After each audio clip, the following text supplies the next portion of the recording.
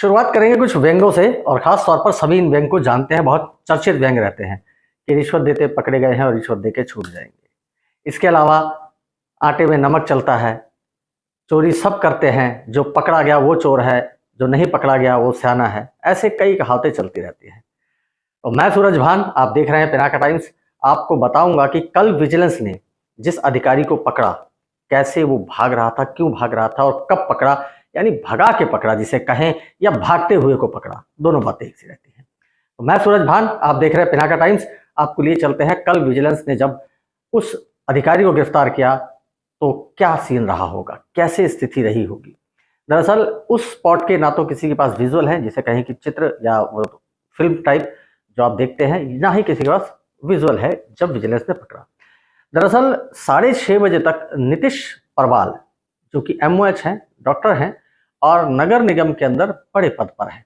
नीतीश परमार के पास ये चार्ज है कि इन दिनों जितने भी बड़े बड़े होटल्स हैं या हॉस्पिटल्स हैं, उनको पंजीकृत किया जा रहा है। किस लिए पंजीकृत किया जा रहा है, क्या है पूरा मामला, चलते हैं विस्तार की तरफ। दरअसल परमार, जो कि नगर निगम में बड़े अधिकारी हैं, कल 6:30 बजे तक विधायक सीमा तिरखा के यहाँ एक बैठक में थे। तमाम JSDO वहां मौजूद थे, क्योंकि आगामी 6 तारीख को मुख्यमंत्री और पूर्व मुख्यमंत्री दोनों यहाँ पर एक विधानसभा में रैली करने के लिए आ रहे हैं। चर्चा चलती रही, बातें होती रही, जैसा भी उनका स्ट्रेटेजी रही हो उस रैली को लेकर। लेकिन 6:30 बजे के आसपास परमाल के फोन पर फोन आता है कि आपसे मिलना है। हालांकि डील पहले ही तय थी, सब कुछ पहले ही तय था। इससे पहले भी सूत्र बताते हैं किसी एक ठेकेदार से 8 लाख रुपए लिए जा चुके थे। यहाँ भी डिमांड कुछ ऐसी थी, लेकिन मामला 3 लाख में सेटल होने की बात हुई और 3 लाख रुपए देने को आया। दरअसल रिश्वत क्यों ली, पहले इसकी तरफ जाते हैं।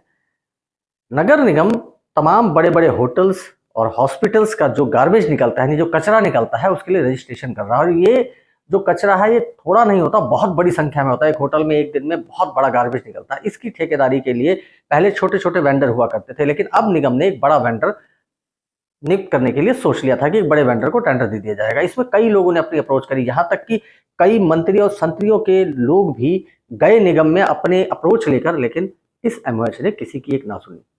तो ये भी बताते हैं कि एक मंत्री के खास व्यक्ति ने जब इनसे काम के लिए कहा, रजिस्ट्रेशन के लिए, तो उससे भी पैसे मांगे थे। ये दिगर की बातें, तो चर्चाएं हैं। खबर पे चलते हैं।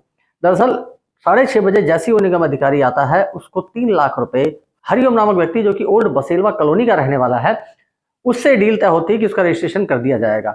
इसके एवज में मांगे जाते हैं 8 लाख रुपए। लेकिन वहां पर 3 लाख रुपए लेके जब वो पहुंचते हैं हरिओम, जैसी पैसा देते हैं, इनको भनक लग जाती है।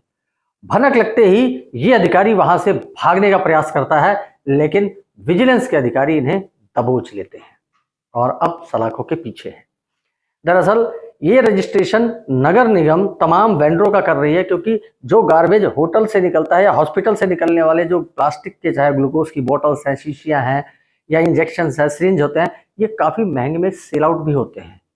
यही नहीं, होटल वाले और हॉस्पिटल वाले मोटी रकम भी देते हैं इस गार्बेज को खपाने के लिए, और ये टेंडर था कि इसको रिसाइकिल कर दिया जाएगा। इसके लिए निगम तमाम रजिस्ट्रेशन करती है। अब कितनों से और पैसे लिए गए, सूत्र ये भी बताते हैं कि वॉइस रिकॉर्डिंग्स भी हैं इन MOH की, नीतीश परवाल की। अब आगे की कार्रवाई, जैसा कि सर्वविदित रहता है, सेक्शन लगते हैं, भ्रष्टाचार उन्मूलन नियम का भी लगता है, उसके तहत कार्रवाई होनी है और उसके बाद सलाखों के पीछे।